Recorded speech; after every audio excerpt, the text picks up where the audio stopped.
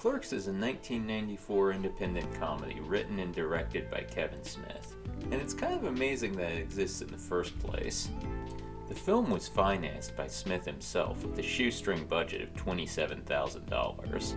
Smith raised the money by selling off his comic book collection, maxing out 8 credit cards, and using insurance money from a car he lost in a flood.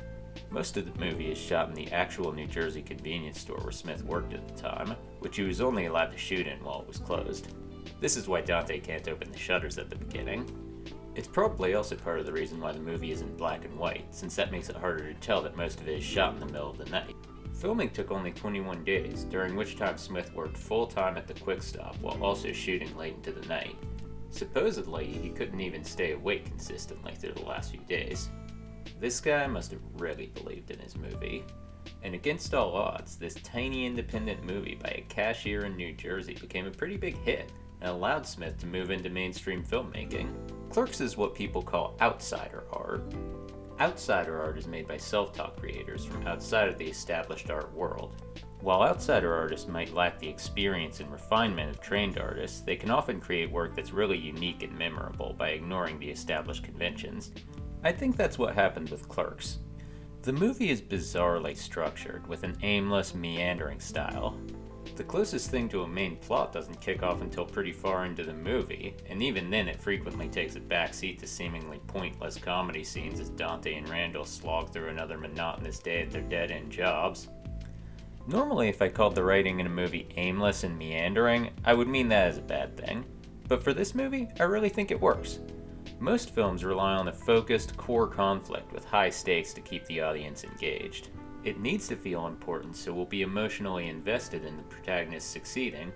Conventional wisdom says that it should always be clear what will make the protagonist happy, so that we can root for it. To better explain how Clerks contradicts this, let's take a look at our main character and the conflict he goes through. Dante's story mainly concerns being caught between two women. His girlfriend Veronica is caring and supportive. She wants Dante to quit his job at the Quick Stop and go back to school. Dante seems to resent the pressure. Then quit. You should be going to school anyway. Please, Veronica. Last thing I need at this point is a lecture. Also, he's mad about her sexual history. Hey, try not to suck any dick on the way through the parking lot. Hey, you, get back here. Unbeknownst to Veronica, Dante has been in contact with his chronically unfaithful ex-girlfriend, Caitlin. He's been trying to get close to her again because he wants to break up with Veronica and get back together with her. Well, I think the arguments Veronica and I are having are some kind of manifestation of a subconscious desire to break up with her, so I can pursue a more meaningful relationship with Caitlin. Over the course of the movie, Dante loses both relationships. He has some lines about loving Veronica and wanting to get her back, but it's interesting that he only decides this when Caitlin doesn't seem like an option anymore. The movie ends with Dante announcing that he's going to visit Caitlin in the hospital and then try to reconcile with Veronica. Dante is a character who sabotages his own happiness. He's afraid of change, afraid of commitment, and afraid of responsibility. Dante may hate his job, but he's also comfortable there. He's used to it. In fact, he's so afraid of leaving that comfort zone that he puts up with a boss who walks all over him and reacts with hostility when people suggest he should quit. When we look at Dante's relationship with Veronica, we see the same behavior. Dante wants to break up with Veronica, but again, he's afraid to risk his comfortable situation. This is why he does everything short of actual cheating without ever talking to her about their relationship. He doesn't want to end it without having another relationship lined up because he can't handle the uncertainty. Essentially, he's just using her as a placeholder girlfriend until he can find one he likes more. Oh, now leave her out of this. You date Veronica because it's convenient and she's low maintenance. But meanwhile, all you ever do is talk about Caitlin. I think one of the biggest reasons this story stuck with me is that it just feels so real. I mean, not in every sense. Some of the plot points are a little ridiculous. My question is, how did she come to have sex with a dead man? And some of the dialogue feels kinda stilted and unnatural. Oh, the key word here is talk, Dante. I think the idea or the conception of us dating is a lot more idyllic than what actually happens when we date. But that main character just feels so real to me. I've known guys like Dante. At some times in my life, I've been a little like Dante myself. Meanwhile, the simple plot, the lack of structure, the mundane digressions, and the ambiguous ending all make it feel more like a day in someone's life than a movie. We don't even get the sense that much has changed at the end. Dante still works at his crappy job. He's still caught between two women, neither of whom seem likely to make him happy. Still clinging to his relationship with Veronica despite being ready to leave her the entire movie. And still idealizing the manipulative Caitlin. Basically, the movie is telling us that Dante is stuck in a rut, and it's denying us the catharsis of seeing him get out of it, instead giving us the sense that Dante's life probably continues much the same way after the film. And I just think there's something so poignant about that. In real life, stories don't get wrapped up in neat little packages to leave us satisfied, and people can keep making the same mistakes their whole lives. A decade after Clerks became a cult classic, Kevin Smith made a sequel, Clerks II, and at first glance, you might think it resembles the original. We return to Dante and Randall 10 years later, now working as clerks at a fast food restaurant. Once again, we have a love triangle as Dante is caught between two women. And once again, we have a lot of seemingly pointless comedy scenes that don't really go anywhere. And yet, this movie doesn't feel real to me at all. Let me get into the plot to explain why. So in Clerks II, Dante is engaged to a woman named Emma. Emma doesn't get a lot of character development, but when we do see her, she's demanding, controlling, impatient, and pointlessly rude. Really? God damn it, Dante. How many times are we gonna have this fucking conversation? There is no point in getting an apartment anymore. I guess the point of this is to make us dislike her so we won't care that Dante cheats on her then leaves her the night before they're supposed to move together, but I'm getting ahead of myself. Our other love interest is Becky, played by Rosario Dawson? Seriously? I was skeptical that Dante could get this girl, let alone this girl. Oh, don't worry, they put her in glasses. I totally believe she's in his league now. By the way, I just want to say this character is the epitome of men writing women. Come on, Dante, she was the girl who wouldn't give you the time of day back in high school. And years later, after she's played the field and realized how unsatisfying the so-called hotties are, she's finally gone with someone who looks...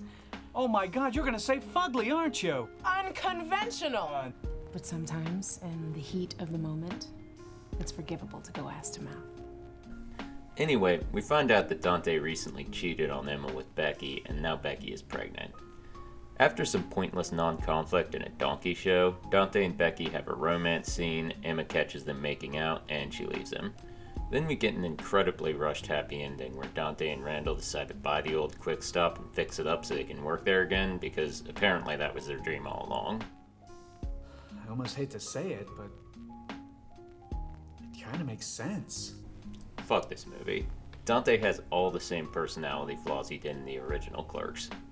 If anything, he's gotten worse, and yet in this movie those flaws aren't criticized, they're celebrated. Don't get me wrong, I'm okay with Dante having a happy ending, but he should have to learn something to get there. Maybe there was supposed to be some kind of arc about him learning to take responsibility and make his own choices, since Emma is very controlling and plans out his life for him. Oh, him is so cute. Him thinking again, huh? If we left anything up to these jackals, nothing would ever get done, would it? But that doesn't really work because Dante never takes responsibility for anything. He spends the entire movie being told what to do, even when it should be obvious. It's completely clear from the beginning that Dante cares much more for Becky than Emma. He even acknowledges himself that he might leave Emma for her if she wants.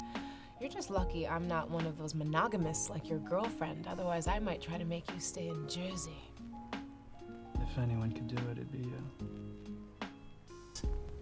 Even near the end, when him and Becky have professed their love for each other, decided to have their baby, and been caught cheating, he's still talking about patching things up with Emma. I'm gonna smooth things over with Emma, go to Florida, and start my Randall Graves-free existence.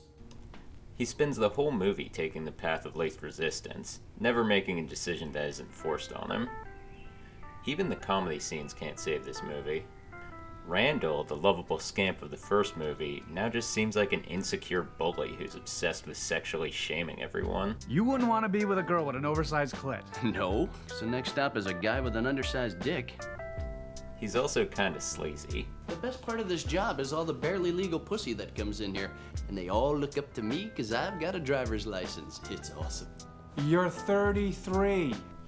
In the first movie, Randall is kind of a dick to a few customers, but he mostly just comes across as apathetic and aloof. He acts like he doesn't have anything to prove because he doesn't care what people think about him. There's nothing more exhilarating than pointing out the shortcomings of others, is there? Well, this is the last time I rent here. You'll be missed. Screw you! He even gets a little self-critical at the end. We like to make ourselves seem so much more important than the people that come in here to buy a paper or, God forbid, cigarettes. We look down on them as if we're so advanced. Well, if we're so fucking advanced, what are we doing working here? This Randall comes off like he's constantly trying to look cool by mocking everyone. Like how he constantly has to reiterate that he's been with more women than the high schooler he works with. Who are you kidding? You can't get a chick, you mook. You're too weird and sad. Or how he loves to imply that everyone else is gay. And I've always maintained you're harboring an unrequited homosexual crush on me. This kind of attitude is the exact opposite of what made him an appealing character in the first place. This is one of those situations that makes you wonder if a creator really understood what was good about their original work. Kind of how the Star Wars Redux versions make me feel. Do people think that what made Clerks good was just sex humor and making fun of people? Does Kevin Smith think that? Was everything I loved about that first movie just a fluke? Or is it that a rich, successful director capitalizing on the success of an old property just doesn't bring the same level of creativity and thoughtfulness as a desperate, hungry amateur making his passion project? I guess I'll never know. But for what it's worth, I still like the original as the weird, unique little piece of outsider art it is. It's a shining example of what can happen when a passionate artist with no background or training puts their all into making something creative and unique. And Clerks II is a shining example of how anything creative and unique can be turned into a bland corporate product for 12-year-olds.